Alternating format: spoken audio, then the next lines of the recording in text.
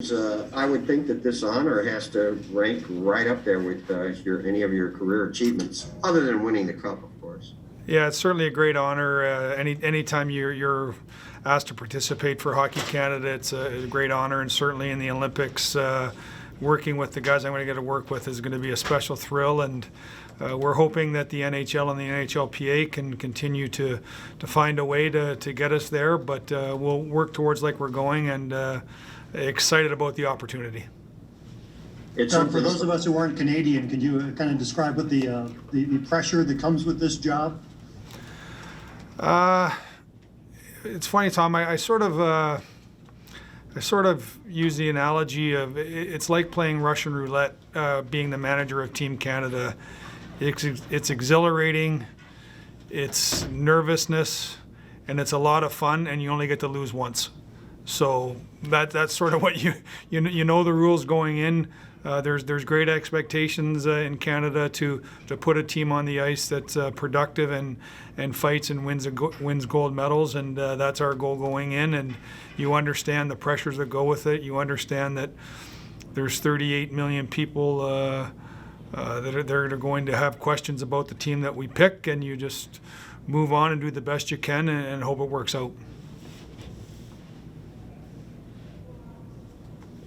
Doug, how do you go about picking this team? You got a lot to choose from.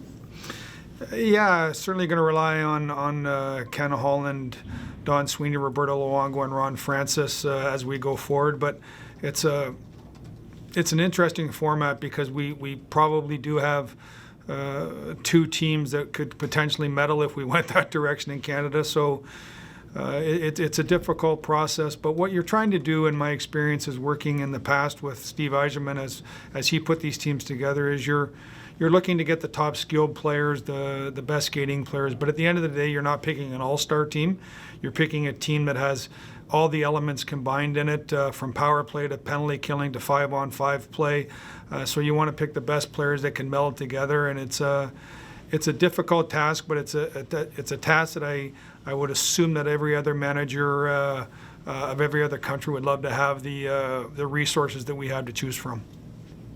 Hey, Doug, as far as a coach and coaching staff is concerned, do you have some names in mind, or do you kind of let this NHL season play out and then start attacking that then? No, we certainly have a long list that gets whittled down as we go. Like the players, Louis, that you have so many players to choose from. There's a lot of great Canadian coaches to choose from, and we're going to take our time. And again, not trying to build a staff, not just a head coach.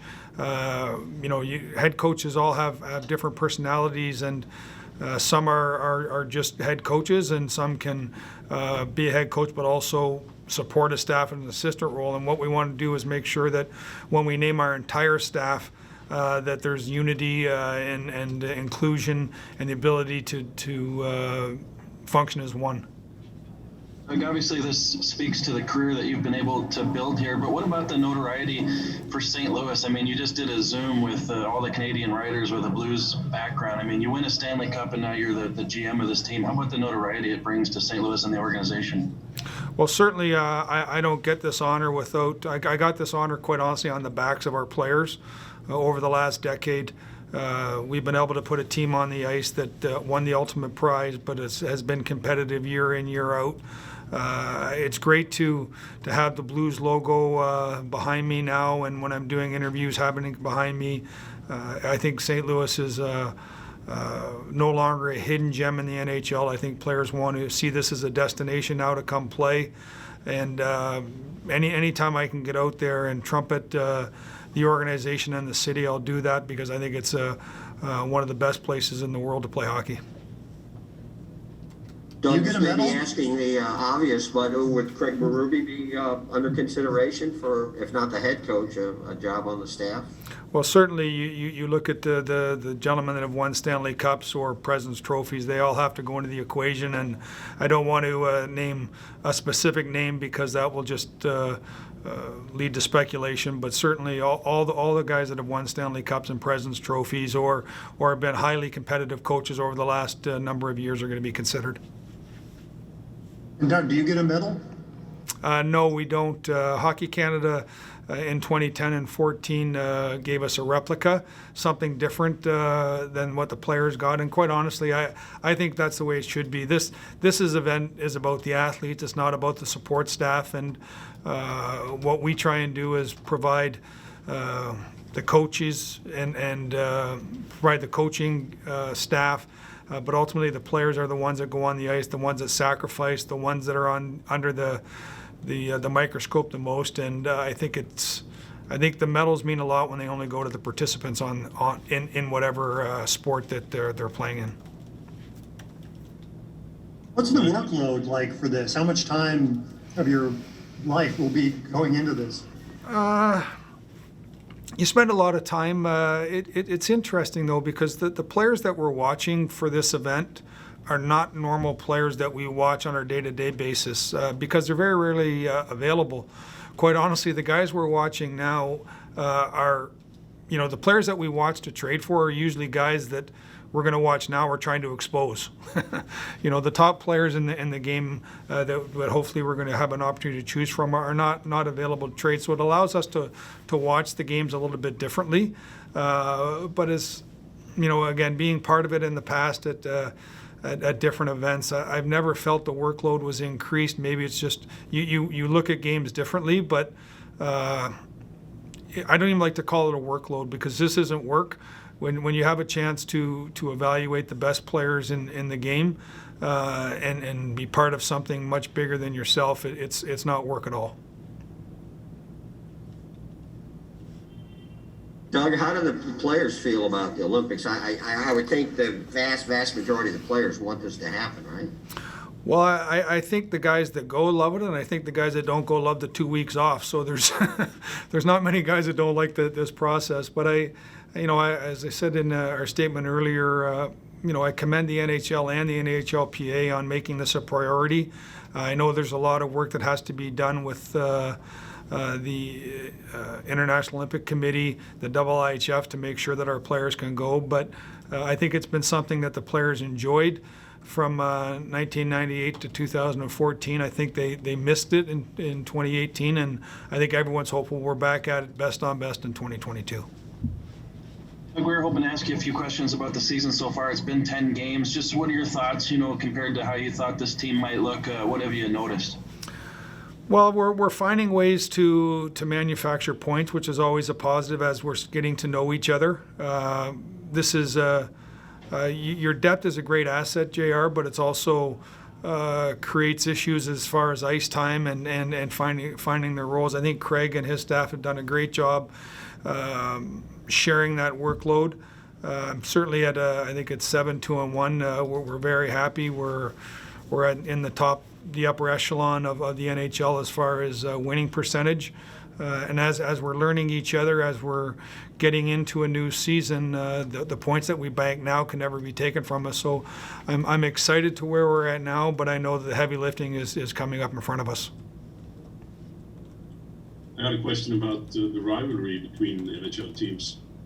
When you play the same 8 teams like in a very short period, is that a breeding ground for new rivalries? And like bad blood will that spill over from one game to another when you face the same team like 2 days or the day after? I think it will. Usually if there's something you dislike in a game, you probably put it in the back of your mind, but you might have to wait 6 to 8 weeks to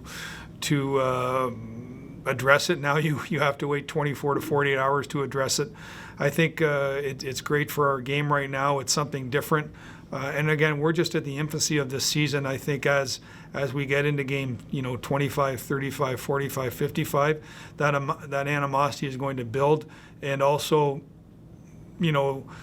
being clustered, I think the races are going to be tighter than ever just because of the number of 3-point games we're going to see.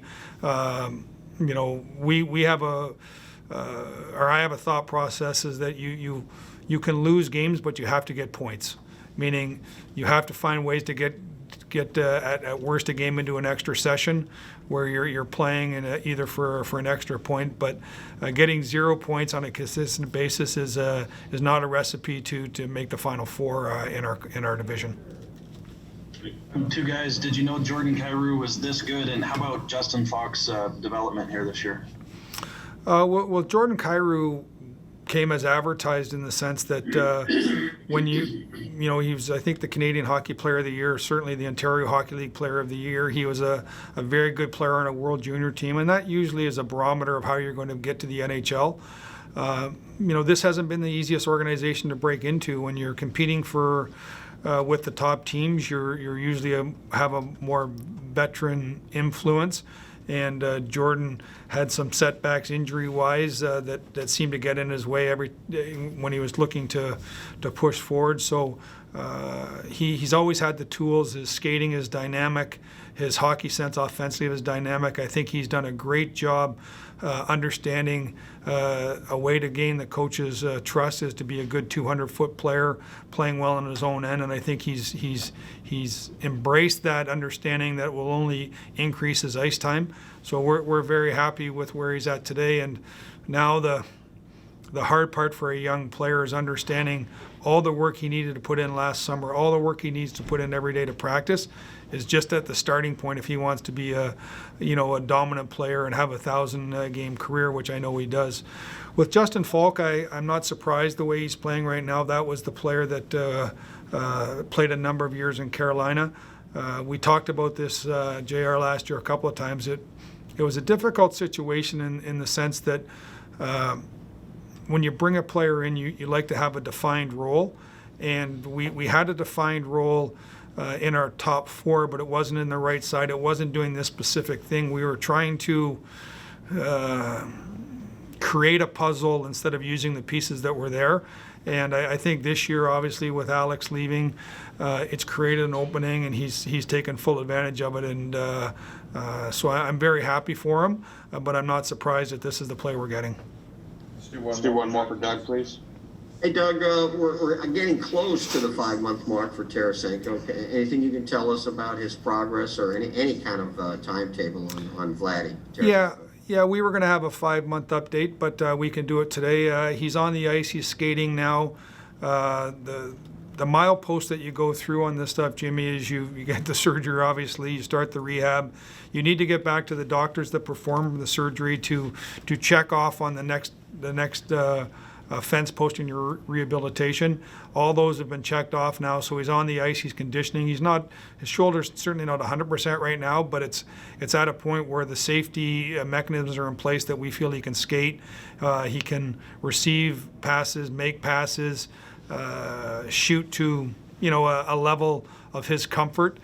He's still a ways away. We won't see him for a number of weeks, but he's certainly on the right track. All right, thanks, guys. Thanks, everybody. Thanks, Doug. Congratulations. Thank you. Thanks. Thanks, guys.